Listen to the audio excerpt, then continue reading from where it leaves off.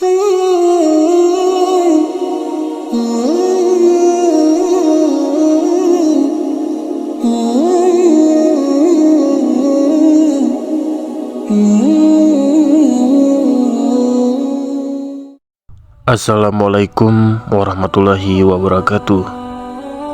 Kopi. Dalam bahasa Arab, kopi disebut qahwah, yang artinya kekuatan. Fungsi yang dijamak diketahui dari kopi ialah dapat mengusir kantuk. Efek dapat menghilangkan rasa kantuk inilah yang dimanfaatkan para ulama untuk memperkuat ibadah dan mendekatkan diri kepada Allah. Kopi adalah minuman hasil seduhan biji kopi yang telah disangrai dan dihaluskan menjadi bubuk. Kopi merupakan salah satu komoditas di dunia yang dibudidayakan lebih dari 50 negara. Dua varietas pohon kopi yang dikenal secara umum yaitu kopi robusta atau kopi caneopera dan kopi arabica. Kopi pertama kali ditemukan di Ethiopia pada abad ke-9 di Afrika Timur. Kisah dimulai ketika seorang penggembala kambing yang bernama Kaldi menyaksikan kambing-kambingnya memakan buah merah yang berbentuk beri yang membuat mereka aktif dan tidak dapat tidur pada malam hari. Penasaran akan efek dari buah ajaib ini, Kaldi mencoba menciptakan minuman dari biji kopi. Hasilnya, ia merasa bersemangat, aktif, dan tetap terjaga sepanjang malam. Lalu Kaldi menceritakan temuannya dengan para pendeta di desanya. Reaksi mereka tidak terduga. Para pendeta tidak mempercayai cerita Kaldi dan membuang buah kopi yang dianggap ajaib itu ke dalam api. Kejadian itu berubah menjadi kisah unik ketika aroma kopi yang terbakar menarik perhatian para pendeta. Mereka kemudian mengambil biji kopi dari bara api, mengupasnya, dan merendamnya dalam air panas. Saat mencicipi minuman tersebut, para pendeta merasakan efek yang membuat mereka tetap aktif dan terjaga selama praktik keagamaan, baik di siang ataupun malam hari. Dari wilayah Ethiopia, pengetahuan tentang tanaman kopi menyebar ke wilayah-wilayah sekitarnya. Biji kopi memulai petualangannya dari semenanjung Arab, khususnya Yaman, hingga merambah ke Eropa. Mereka memulai dengan memanggang biji kopi di atas api, menghaluskannya melalui penggilingan, sebelumnya akhirnya menyeduhnya dengan air. Perkembangan kopi berlanjut ketika revolusi industri merajalela di Inggris pada abad ke-18. Kala itu, kopi memainkan peran penting dalam mempertahankan jam kerja yang panjang. Di Eropa, kedai kopi bahkan menjadi tempat-tempat di mana para intelektual berkumpul untuk membahas berbagai topik, mulai dari ekonomi hingga politik. Sejarah kopi di Indonesia tentu tidak terlepas dari peranan kolonialisme Belanda. Belanda pertama kali membawa kopi ke Indonesia pada tahun 1696, tetapi gagal. 3 tahun kemudian, tahun 1699, Belanda kembali membawa kopi ke Indonesia dan berhasil.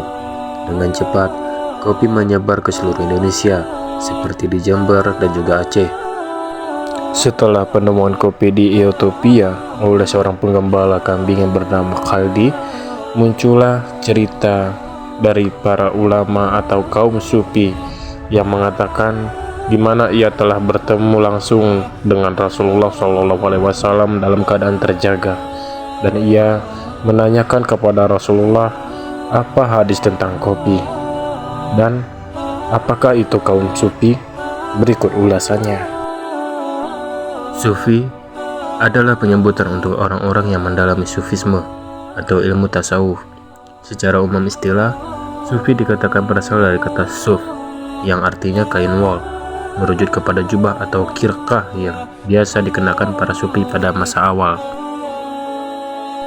Seorang sufi adalah orang yang senantiasa menjaga kesucian dirinya, baik dari hadas maupun najis, serta memelihara hatinya dari berbagai kotoran hati.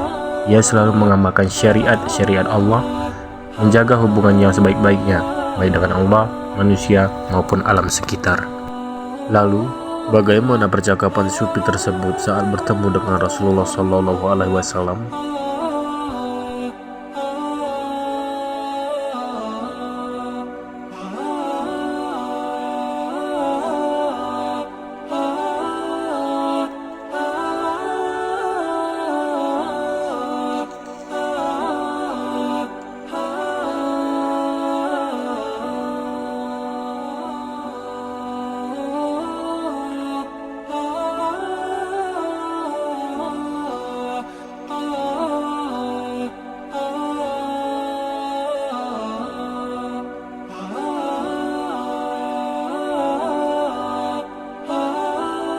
Dari keterangan Sufi tersebut, tentunya hadis tersebut bukan hadis yang sahih, dikarenakan Nabi Muhammad SAW wafat pada usia 63 tahun pada hari Senin 12 Rabiul Awal 11 Hijriah atau bertepatan dengan 8 Juni atau 632 Masehi. Sedangkan kopi baru ditemukan setelah Nabi Muhammad SAW wafat dan ditemukan pada abad ke-9 atau 1 Januari 800 Masehi. Dalam ilmu mutsalah hadis, hadis yang tidak valid seperti di video ini dinamakan hadis palsu atau hadis maudhu.